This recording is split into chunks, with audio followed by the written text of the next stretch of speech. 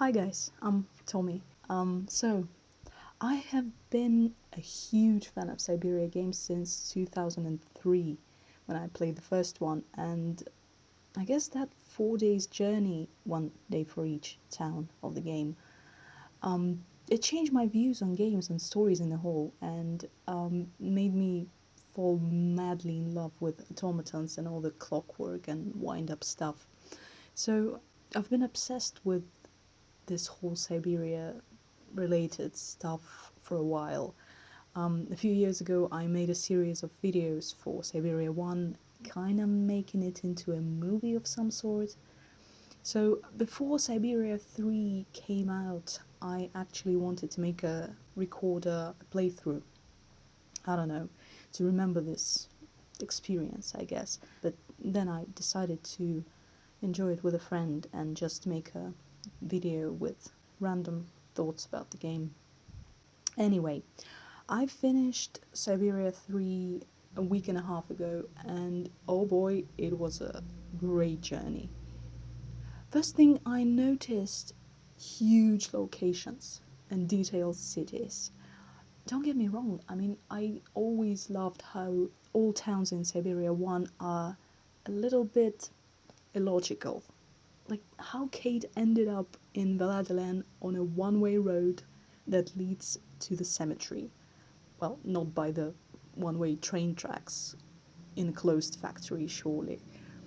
So when in Syberia 1, all towns felt like, I don't know, like trapped in snow globes, without snow sometimes. Valsembor and Baranor are actually alive, or were living before. So Syberia 3 lost its charming snow globe towns, but at the same time, it brought something back for me. I guess this chapter actually felt like Syberia I fell in love with in the first place. Something I missed in Syberia 2 was a sense of adventure, the feeling that you don't know where your journey will end.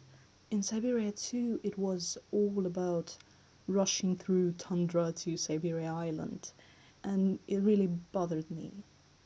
But here, when I was leaving Valsembor, that gathering water and coal quest, it was amazing to feel this excitement because we were starting a new journey again, and it was like the old times journey to the unknown. Also, that particular music theme probably did half of the job for me. Walk the Walk, I guess it's called. To be honest, I'm not a big fan of soundtracks to Syberia 2 and 3. Don't get me wrong, I like them, but it's just the first one was so different and I don't know, more like my thing, if you know what I mean. But I still love the main theme to this game, and also I love the, how would you call it, sound directing, I guess. You know how different parts of the same track start playing depending on whether you solve the puzzle or not. The ending with the smoke machine was just perfect example of it. When the last part, like the last minute of Destiny Awaits track with the variation of the main theme actually started playing only when you almost solved the puzzle. And before that it was just some beautiful background music. Um, can I just say that Baranor theme sounds so much like music from Left 4 Dead 2, the dark carnival mission. Baranor was fantastic though. I mean, I guess I just missed places like this since Valhalla. Places where everything is all about Vorarlberg's genius. All the automatons and the style of the main gate. I don't know, I missed it really. Also, if you never watched music video called Carnival of Rust by Poets of the Fall and you loved Baranor, you should totally watch it. It wasn't sponsored by Poets of the Fall, I promise. So, apart from silly villains in this game, gosh, I miss Borodin really, he was the coolest one. So yeah, apart from silly villains, all in all it was really a fantastic story. and I definitely gonna wait for Syberia 4. Yes, I was a bit taken aback by the whole cliffhanger thing.